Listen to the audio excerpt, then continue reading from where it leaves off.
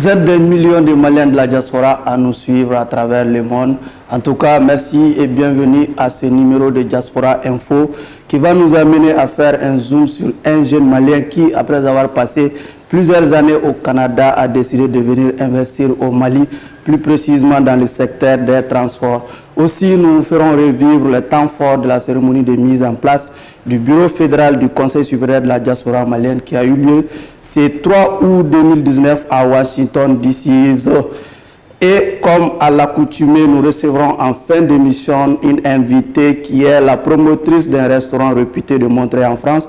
Avec elle, il sera question des nouvelles des Maliens de la diaspora vivant en France. Encore une fois, bienvenue à toutes et à tous.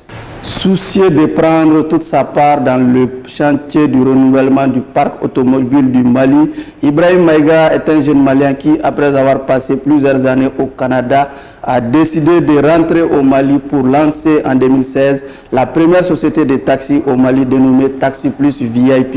Avec cette initiative, a-t-il pu faire bousculer les vieilles habitudes dans le secteur du taxi au Mali? Nous l'avons rencontré et suivez ce reportage. Un tronc d'arbre à beau durer dans l'eau ne se transformera jamais en crocodile. Le promoteur de la société Taxi Plus VIP a certainement compris le sens de cette sagesse malienne. Ibrahima Maïga, puisque c'est de lui qu'il s'agit. Après avoir passé une dizaine d'années au Canada, a décidé de rentrer au Mali. J'ai beaucoup travaillé pendant une dizaine d'années au Canada. À la suite duquel j'ai décidé de faire un retour vers le Mali pour venir investir au Mali. Donc c'était dans le domaine du transport. Il y a de cela à peu près 3 ans. Personnellement, les choses allaient très bien et puis j'avais un très bon revenu. Mais comme le goût de l'entrepreneuriat m'a poussé vers le pays, j'ai pensé au lieu d'investir dans l'entrepreneuriat dans un pays d'accueil, il faudra le faire chez soi. Donc raison pour laquelle j'ai décidé de revenir au pays pour investir. Une fois rentré au pays, c'est désormais ex-malien de la diaspora se fait remarquer depuis 2016 dans le secteur des transports. C'est un domaine qui demande beaucoup d'amélioration parce que mon objectif n'était pas seulement de revenir, d'investir, mais seulement aussi de participer dans un domaine qui a besoin vraiment d'amélioration où la qualité reste à désirer. Donc c'est quand je suis venu, j'ai vu que vraiment ce domaine a besoin d'innovation, de développement, d'amélioration. Donc j'ai décidé de m'investir dans ce domaine et d'apporter mon savoir-faire dans ce domaine-là parce que quand même j'ai eu quelques expériences dans ce domaine-là au Canada. Taxi Plus VIP est une société, on va dire, qui est la mieux structurée dans tout le Mali parce que c'est la seule société qui est constituée en société où on a plusieurs taxis. À la demande de nos clients, on leur fournit le service de transport personnalisé. Nous travaillons avec les ONG, avec les entreprises privées avec lesquelles on fait de la location, on transporte l'air personnel de l'aéroport à Bamako. Donc en réalité, c'est une société qui est là et qui aujourd'hui dans le domaine du taxi, c'est quand même la seule qui a la plus grande flotte et aussi qui est mieux structurée avec tout le service qui vient avec, quoi. Au début, quand on s'est lancé, on a commencé avec 10 taxis. Aujourd'hui, on est à 78. Les 10 taxis, c'était en mars 2016. Ouais, on a lancé les activités précisément en mars 2016 et aujourd'hui on est dans les 75 taxis. Avec Taxi Plus VIP, Ibrahima Maïga a le sentiment d'avoir inscrit le Mali sur la voie de la révolution du secteur de taxi à l'instar des pays développés. On va dire que quand on arrivait ici, personne, comme les gens voyaient, on ne faisait pas des Toyota des taxis. Mais aujourd'hui, on voit aujourd'hui qu'il y a des Toyota qui sont taxis. Et c'est comme taxi, voilà. Mais ça c'était avant que moi je n'arrive, mais aujourd'hui, voilà, aujourd'hui on utilise les véhicules neufs comme taxi. Contrairement au passé, les gens pensent que ça ne valait pas la peine de le faire. C'est des Mercedes 190, la majorité. Donc on a fait quand même ce changement de mentalité au niveau des chauffeurs pour qu'ils sachent qu'on peut innover dans ce domaine. On a besoin aussi de l'appui du gouvernement pour les amener vers ça. Parce qu'il faut que vraiment qu'on sache qu'aujourd'hui les taxis, ce n'est pas seulement des 190. Il faut aller vers des nouveaux taxis. Comme aujourd'hui le Sénégal est en train de le faire, comme la Côte d'Ivoire est en train de le faire. Mais toujours, le Mali reste toujours en marche par rapport à ce domaine. Mais une seule personne ne peut pas le faire. Nous, Taxi Plus seulement ne peut pas le faire. On a besoin d'un appui gouvernemental, de l'appui de tout le monde. Nous, en réalité, on n'a pas changé le mode de fonctionnement du taxi. On a changé notre mode de fonctionnement, c'est-à-dire que nous, on est en société interne, la gestion elle est très différente.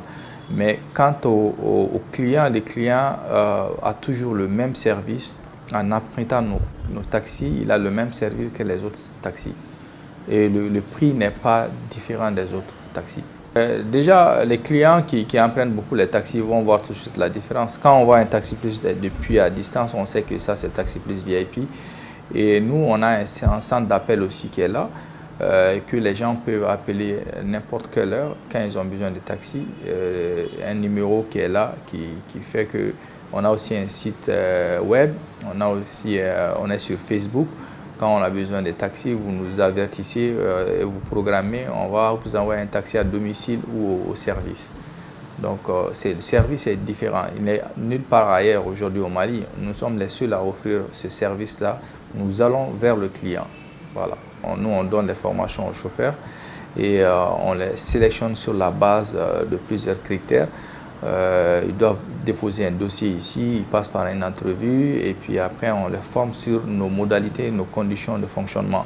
Et aussi le code de la route, aussi le savoir, le comportement sur la route, on les apprend tout ça. Ibrahima Maïga regrette-t-il son choix de rentrer au Mali? Non, jamais. Même si ça allait faire demain, je vais le refaire. C'est une fierté aujourd'hui parce qu'aujourd'hui, au jour d'aujourd'hui, Taxi Plus emploie plus de 120 employés. On a plus de 120 employés. Donc, en 3 ans, vous voyez que quand même, on a contribué quand même à la réduction du chômage, aussi peu que ça soit. Une entreprise, une nouvelle entreprise qui emploie 120 quand même, c'est beaucoup, vous comprenez. Donc, et ça sans le soutien de qui que ce soit. On veut le soutien du gouvernement, on veut que le gouvernement nous épaule par rapport à tout ça. Mais nous, on ne va pas abandonner, on continuera à se battre et on va aussi imposer notre marque, Inch'Allah, dans le domaine du transport. Au Mali, il y a trop d'opportunités au Mali. Il y a trop d'opportunités au Mali. Et aujourd'hui, ce sont les bras vaillants de la diaspora qui peuvent revenir pour relever ces défis-là. Si nous, on ne le fait pas, d'autres vont le faire. Et ces gens qui vont le faire, ils vont nous imposer leur idéologie, ils vont nous imposer leur façon de faire. Donc, il faut venir se battre, traîner dans la boue, se relever et continuer. Et c'est à nous de développer ces pays-là. On a eu la chance d'aller à l'étranger, on a eu la chance d'aller apprendre d'autres choses qui ne sont pas chez nous. Et il faut revenir pour transmettre ça vraiment au pays et contribuer vraiment au développement socio-économique du Mali. Il est à noter que depuis 2017, M. Ibrahima Maïga préside les destinées de l'Union nationale des transporteurs et chauffeurs de taxi du Mali. Le Conseil supérieur de la diaspora malienne dispose désormais d'un bureau fédéral aux États-Unis. La mise en place de ce bureau a eu lieu ce 3 août 2019 à Washington en présence du président international du CSDM. Il s'agit bien sûr de Mohamed Cherif Aïdara. Suivons plutôt ce reportage. Ce 3 août 2019, ici à Washington DC, les Maliens de la diaspora de 50 États des États-Unis s'étaient donné rendez-vous autour de cette cérémonie dont l'objectif était de mettre en place le bureau fédéral du Conseil supérieur de la diaspora malienne. Après des consultations dans un cadre convivial et fraternel, c'est finalement Fatoumata Diarra qui a été élue par ses camarades pour présider le bureau fédéral à Washington. Je suis très honorée aujourd'hui à propos de ma nomination, qui a même été une surprise pour moi. Et je remercie vraiment M. Aïdara et toute l'équipe de m'avoir choisi comme présidente aujourd'hui. Et je pense qu'on pourra, dans les jours à venir, mieux servir la diaspora malienne. C'est un président du Bureau international du Conseil supérieur de la diaspora malienne, fier de l'entente et la cohésion qui ont prévalu au cours de la mise en place de ce bureau fédéral à Washington qui s'exprime ici. L'idée est venue du bureau du CSDM dans les différents États de se réunir et faire un seul bureau fédéral qui regroupe l'ensemble des présidents des États. Et cela est extrêmement important. Quand un État dépend de ce que les autres pensent de lui, doit faire attention à son image. La diaspora malienne aux États-Unis peut jouer un rôle très important, un rôle dans le sens de sensibiliser le pouvoir public ici. Nous sommes une société civile, le CSDM est premier secrétaire chargé de l'immigration et de la société civile malienne. En réunissant l'ensemble de ces présidents des États, créant un bureau fédéral à Washington pourrait aider à mieux passer les messages avec les autorités à Washington et aussi passer les messages aussi à nos compatriotes au pays. Nous, notre rôle, c'est représenter les 6 millions qui sont en dehors du Mali et qu'on les passe les messages du président de la République, qu'ils comprennent que ce dialogue est indispensable pour faire avancer le Mali. Au-delà des critiques et des interpellations, le président du CSDM a aussi rappelé qu'il entend désormais inscrire dans ses priorités l'élection à l'Assemblée nationale du Mali des députés issus des Maliens établis à l'extérieur. Il est à rappeler que cette cérémonie a été sanctionnée par une visite de courtoisie du président du CSDM et sa délégation aux représentants de l'État du Mali à Washington, suivi d'un déjeuner offert par la présidente d'honneur Adam Wologem.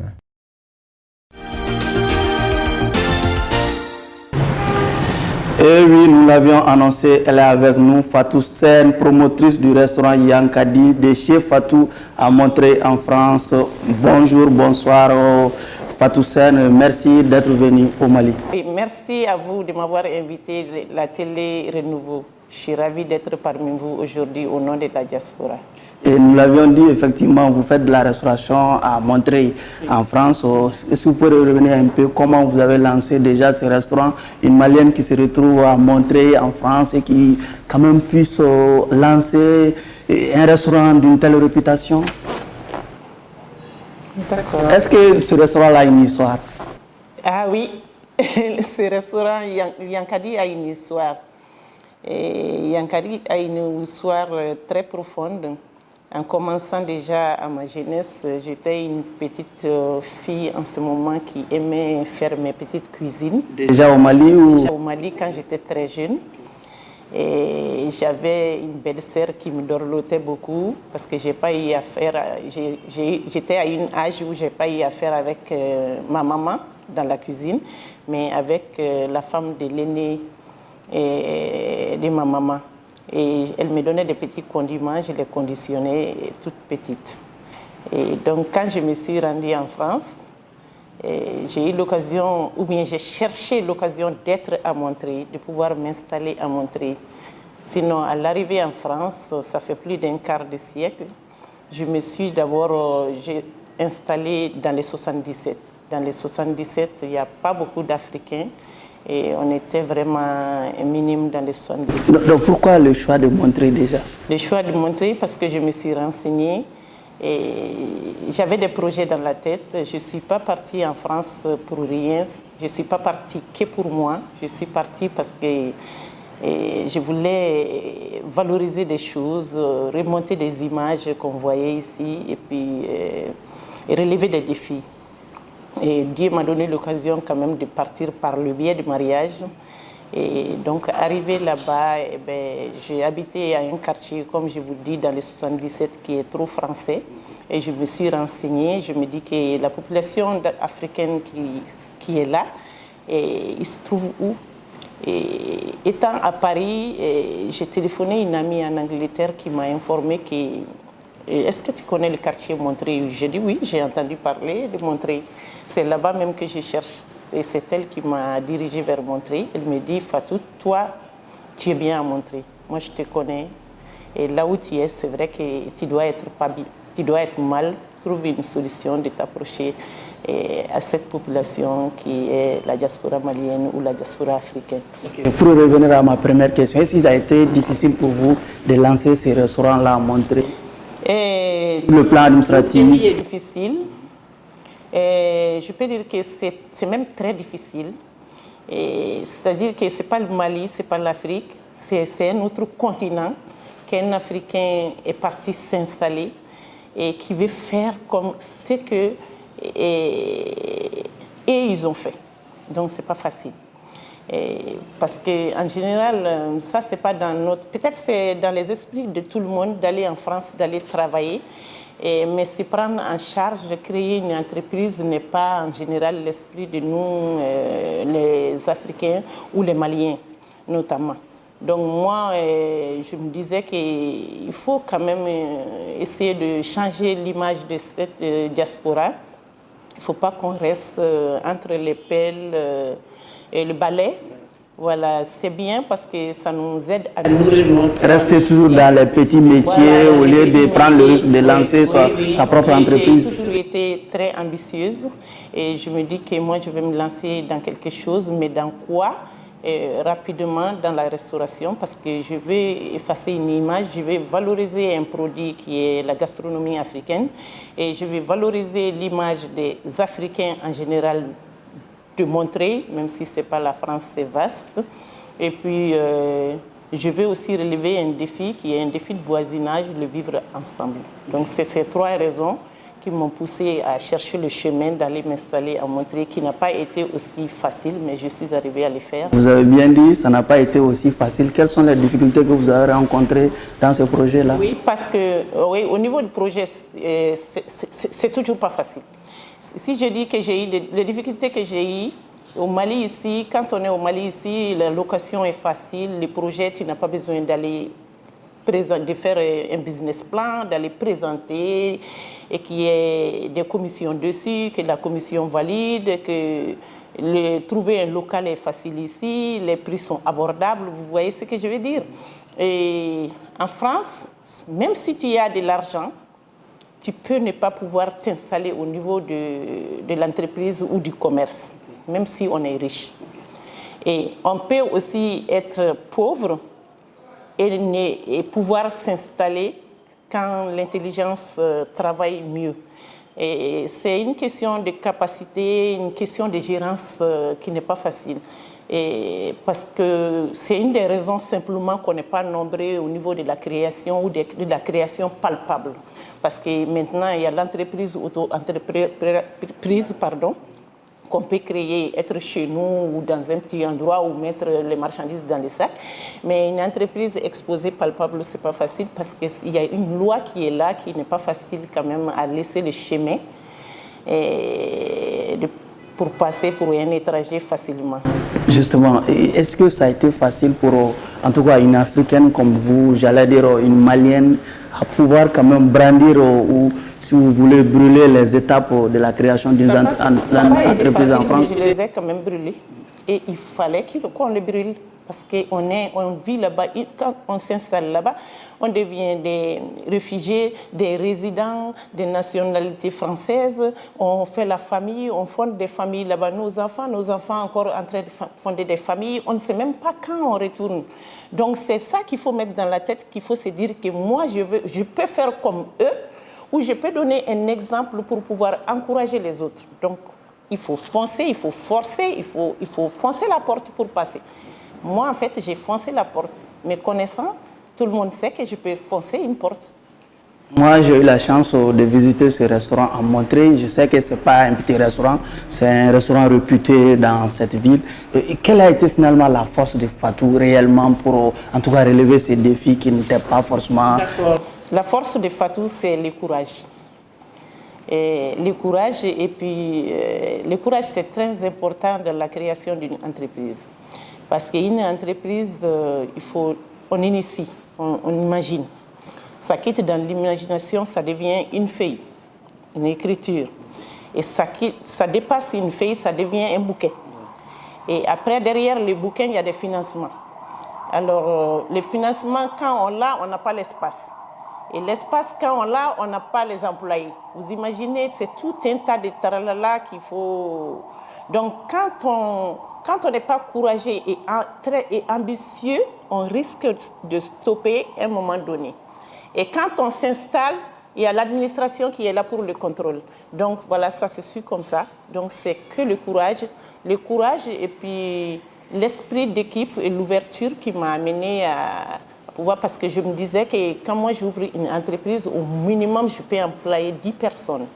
Et même si les 10 ne sont pas maliens ou africains, au moins 7 sera africain. Justement, j'allais en venir. Qui sont déjà les personnes que vous employez dans votre entreprise? Bon, c'est divers. En majorité? Bon, ça, c'est pas trop important pour moi que ce soit malien en majorité. Et si c'est africain, déjà, c'est bien. Bon, après, comme connaissant Fatou, effectivement, la majorité est malienne. Sinon, j'ai Pakistanais, vous l'avez vu là-bas au restaurant. J'ai eu à embaucher des Sénégalais, des Guinéens et des Ivoiriens, effectivement, mais la majorité est malienne. Et le menu du restaurant de Fatou? Le menu est africain. Le menu est africain pour quelles raisons? Je vous ai dit que c'est fait pour relever un défi. En fait, les restaurants africains, il n'y a pas beaucoup. Il y en a, ça existe peut-être même en nom, mais ça n'existe pas en vrai. Ce que je veux dire, je ne sais pas, si vous me comprenez bien. Et donc, ce qui fait que moi, je ne peux pas dire spécialement que le restaurant est malien. Parce que si on fait ça, ce n'est pas bon, parce qu'on vit dans l'Occident. En fait, si on veut valoriser, il faut qu'on valorise les produits en général. Bon, la spécialité malienne, il y en a beaucoup, parce que je suis malienne. Mais là, le restaurant est resté africain parce qu'il faut promouvoir toutes les gastronomies africaines. Est-ce qu'on doit comprendre que vos clients sont aussi en majorité africains? Et les clients ne sont pas en majorité africaine, malheureusement. Et les clients sont...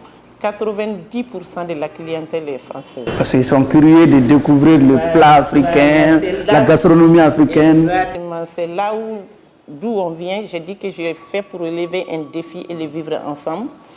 Et nous sommes des Africains.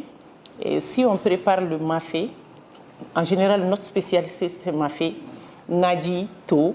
Et si on le prépare à la maison, les maisons sont trop petites. Comme les maisons sont trop petites, eh ben, l'odeur reste en général, l'odeur qui se répète tous les jours, ça reste. Et les voisins français, ils m'aiment bien, ils ne sont pas racistes, mais des passages, l'odeur qu'ils ne connaissent pas, ils le sentent désagréable. On dit une odeur, mais en ce moment-là. Et chez lui, les voisins, il fait des choucroutes, il mange le fromage, ça sent mauvais, moi, de passage, je le sens. Ça sent mauvais, mais je sais que c'est le fromage que lui, il est en train de manger et c'est les choucroutes qu'il est en train de préparer chez eux. Mais ce qui a été le problème entre nous, qui m'a poussé à valoriser cette gastronomie, est que chez moi, les voisins français ne savent pas qu'est-ce que je suis en train de préparer. Ils ne savent pas ce que nous mangeons. Ils entendent, mais ils ne savaient pas. Et il y en a qui n'entendent même pas. Ils sont voisins. Donc ça amène des difficultés. On dit chez Fatou, ça sent mauvais. Chez Mamadou, ça sent mauvais. Chez Kadi, ça sent mauvais. Chez Amadou, vous savez, tandis que ce n'est pas une odeur, c'est une saveur. Donc, amener l'odeur à une saveur qui m'a poussé vraiment à 60% de pouvoir exposer ces produits dehors, même avant le restaurant. Fatou, nous savons depuis quelques jours, vous êtes à Bamako, vous avez fait le tour un peu de la ville, peut-être le tour de certains restaurants. Est-ce que vous avez l'impression qu'il y a tout à faire dans ce secteur-là au Mali? Il y a beaucoup. Il y a beaucoup à faire dans ce secteur. Et au Mali, moi je félicite les dames au Mali ou à la diaspora. Et avant de quitter le Mali à la diaspora, j'ai vu des grandes dames battantes. Si je dis des grandes dames, pas de taille, pas de moyens, mais qui ont des savoir-faire dans leurs mains, qui tournent autour de moi et que j'essaye de les aider à faire comme moi, à créer comme moi. C'est des gens à soutenir, à aider et à promouvoir, à les diriger. Donc ça, c'est mon travail déjà là-bas. Je fais un travail de cuisinière, de chef cuisinière, de promotrice des restaurants, mais je fais aussi un grand boulot qui est conseillère dans ce sens et même des formations. Parce que j'ai pendant mes 5 ans ou 12 ans de traiteur, parce que ça fait 12 ans que je suis traiteur, mais ça fait 5 ans et demi que j'ai un restaurant. Et pendant cette période, j'ai vécu des étapes quand même de balance, de montée et de descente. Et donc, si le courage n'est pas là et que l'ambition, je ne vais pas aller jusqu'au bout de mon ambition, c'est difficile. Donc, arriver aux femmes du Mali, je les apprécie beaucoup parce que je suis malienne, j'ai quitté ici.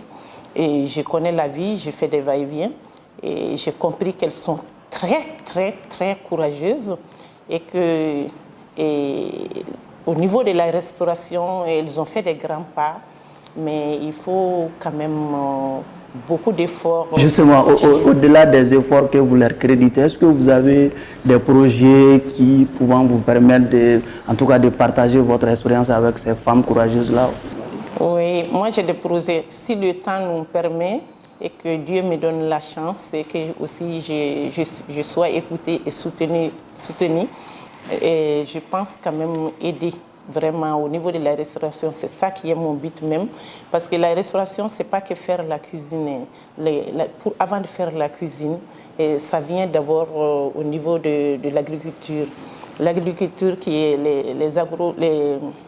les denrées sont après transformées et c'est cette transformation. Nous, on est la fin, quoi. En fait, du début de celui qui cultive et celle qui le met à l'état. Et après, ça arrive à la préparation. Après, bon, moi, je suis à l'avant-dernier parce qu'il y en a d'autres qui vont le manger quand c'est préparé. Donc, voilà, c'est une chaîne qui est là. En fait, quand on veut... moi, j'ai un projet quand même du début jusqu'à arriver à mon stade qui est la cuisine. Et ça demande beaucoup de choses parce qu'ici, il y a un grand problème d'hygiène qui est quand même à voir très sérieusement. L'hygiène n'est pas que les poussières, la saleté et tout ça. L'hygiène, déjà, c'est le conditionnement de l'aliment. Le conditionnement de l'aliment, le dosage et tout ça, c'est très important et ça nous manque beaucoup. Et qu'ici, je ne vois pas du tout une solution pour le moment et de pouvoir y remédier à ça.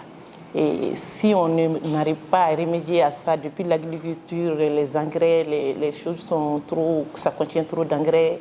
Après, arriver à la préparation, les doses sont trop élevées d'une manière ou d'une autre. Vous voyez ce que je veux dire?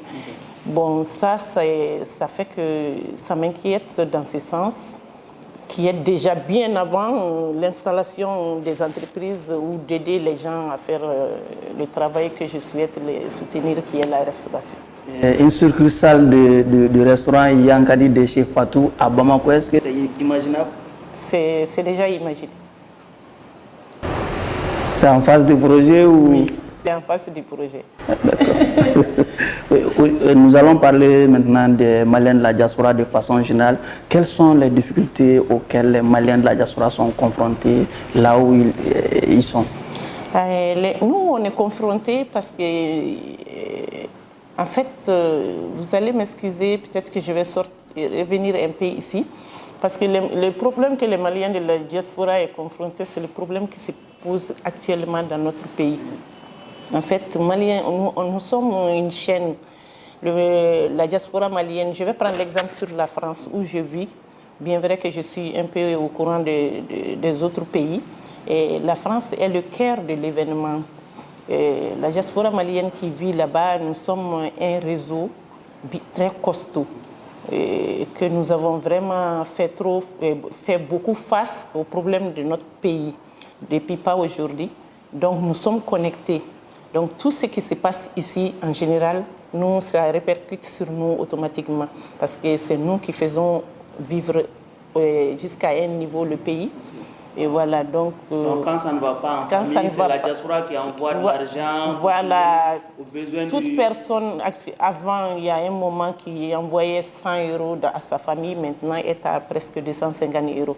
Et nous, nos payes ne sont pas, vous comprenez, les payes ne montent pas autant là-bas, mais tu es obligé de faire face parce que tu es parti pour aider ta famille. Nous partons à l'étranger pour chercher et venir aider notre famille, de loin ou de près.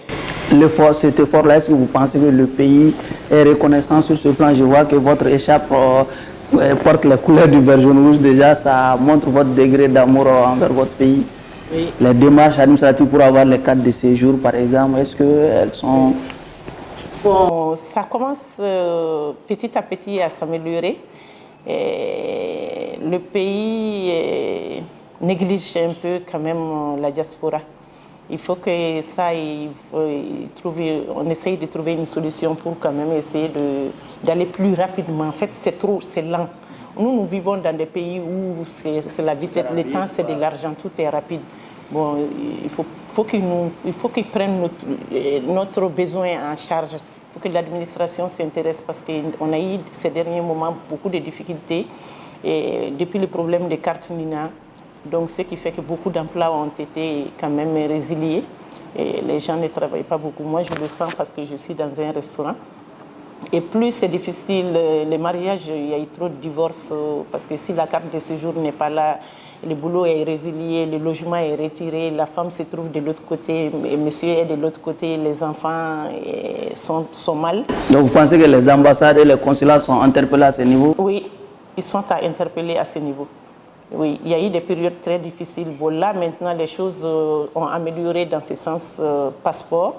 Mais jusqu'à présent, il y en a qui ne disposent pas de carte Nina. Donc, quand ils ne disposent pas de carte Nina, ils ne peuvent pas avoir de carte d'identité d'une manière ou d'une autre. Et ce n'est pas facile. Et surtout c'est pas ce qui obtient maintenant, c'est ceux qui l'ont perdu déjà, que leurs vies sont en danger.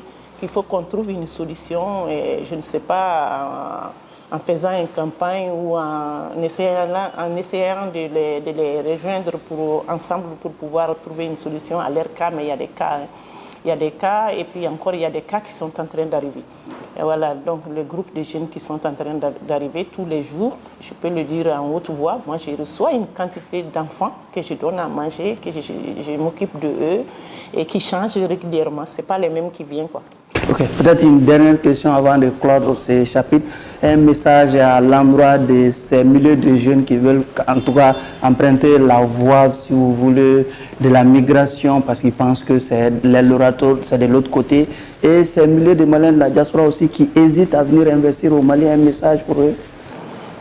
Et les jeunes qui sont tentés par la diaspora, et ils ont leurs raisons. Et si ça ne va pas jusqu'à un niveau, on est obligé de prendre bagage. On ne part pas parce qu'on ne va pas en France, hein. On va parce qu'on veut quitter. On veut aller chercher à manger. Fuir la misère. Fuir la misère. Et on va après tomber dans d'autres misères qui est différente de l'autre. Mais en quittant, en fait, pour freiner ça, il faut que là où ils vont et d'où ils viennent, il faut qu'ils font un compromis et de travailler ensemble très rapidement sur ça. Sinon, là où ils vont, ils ont le droit d'aller. Parce qu'ils voient que... C'est-à-dire que Quand vous voyez les bâtons couler dans la Méditerranée avec les Africains... Ça, c'est difficile. Ça vous donne des larmes aux yeux? Oui, ça donne des larmes aux yeux. Bon, après, ce n'est pas tout le monde qui coule. C'est dur, hein. Moi je ne vais pas faire comme les autres, hein, dire qu'il ne faut pas partir parce que... Mais ils partent parce que ça ne va pas. Mais mon frère, ça ne va pas. Ça ne va pas. Ça ne va pas de l'autre côté, mais ça ne va pas ici jusqu'à un niveau. Donc, il faut qu'ils s'intéressent. Et comment ils quittent ici? Ces jeunes-là, ils vont par où? Ils ne marchent pas jusque là-bas. Il y a un chemin, il y a des chemins qu'ils apprennent quand même pour partir. Donc, il faut qu'ils trouvent une solution. Et déjà de les arrêter depuis ici et de les trouver, de les faire occuper. Occuper un jeune, en fait, c'est la priorité d'un pays. l'âge que je vois là-bas maintenant, c'est des âges de 14 ans. Et comment un 14 ans, il va se rendre là-bas seul? C'est que ça ne va pas. C'est qu'il y a des problèmes. Ça ne va pas là-bas aussi, je vais le dire. J'ai expliqué mon cas. Moi, j'ai eu des étapes de haut et bas. Jusqu'à présent, je n'ai pas réussi. Je peux dire que ça va, plus ou moins. J'ai quand même réussi à faire quelque chose qui montre la bonne image des Maliens et qui a créé des emplois pour quelques Maliens, en commençant par moi-même. Et j'ai même un de mes enfants qui est employé chez moi. Et voilà, donc ce qui fait que, voilà, et dans ce sens, il faut créer une solution pour les retenir. Et cette solution, c'est le boulot, c'est la formation, c'est l'école. Et voilà, pour cette petite jeunesse qui s'en va. Et à vous maintenant, vous, diaspora malienne, nous, diaspora, nous comptons venir chez nous travailler. Pas pour s'installer, mais on est en train d'encourager. Les jeunes sont déjà encouragés. Nos enfants sont motivés, encouragés, ils aiment bien le pays, ils ont des projets.